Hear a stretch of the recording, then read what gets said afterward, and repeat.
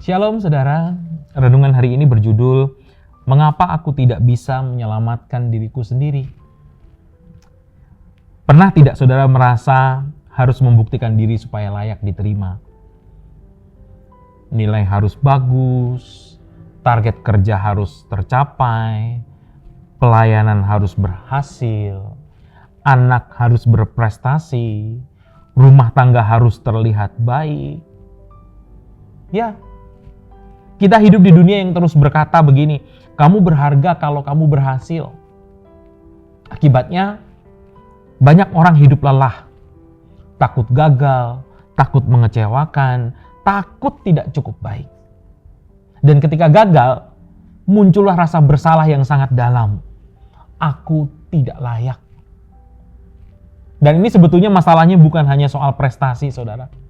Masalahnya adalah kita sedang mencoba menyelamatkan diri kita sendiri. Firman Tuhan berkata, Efesus pasal 2 ayat 8 dan 9, sebab karena kasih karunia kamu diselamatkan oleh iman, itu bukan hasil usahamu. Secara alami saudara, kita itu ingin membuktikan bahwa kita pantas diterima. Kita berpikir, kalau aku cukup baik, Tuhan akan menerimaku. Kalau aku lebih rohani, Tuhan akan mengasihiku. Kalau aku tidak gagal, aku akan berharga. Itulah kata-kata pikiran kita. Tetapi Alkitab berkata sebaliknya. Keselamatan bukan hasil usaha manusia. Tidak ada prestasi yang cukup tinggi untuk bisa menghapus dosa. Tidak ada kebaikan yang cukup besar untuk membuat kita benar di hadapan Allah. Karena itu, perfeksionisme seringkali bukan kerendahan hati. Perfeksionisme adalah usaha tersembunyi untuk menjadi penyelamat bagi diri sendiri.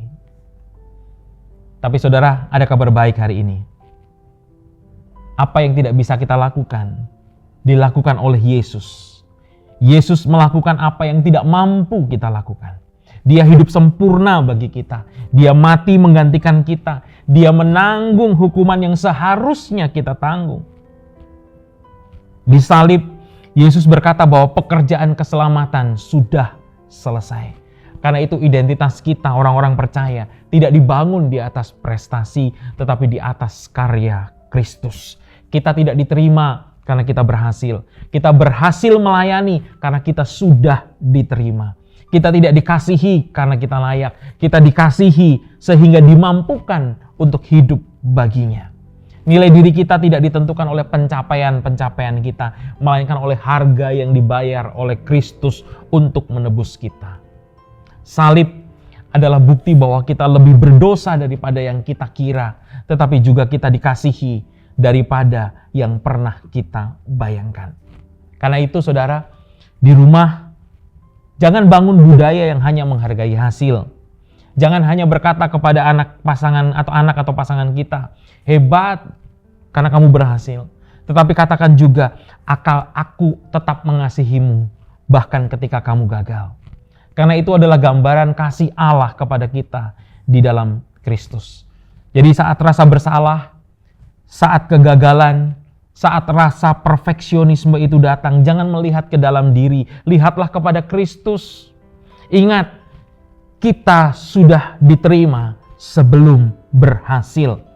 Saudara dibenarkan bukan karena performa saudara, tapi karena iman kepada Yesus. Hari ini, berhentilah berusaha menjadi penyelamat bagi diri sendiri. Percayalah kepada Juru Selamat yang sejati. Karena hanya Kristus yang sanggup memberikan identitas, penerimaan, dan keselamatan yang tidak pernah bisa diberikan oleh prestasi apapun. Tuhan memberkati.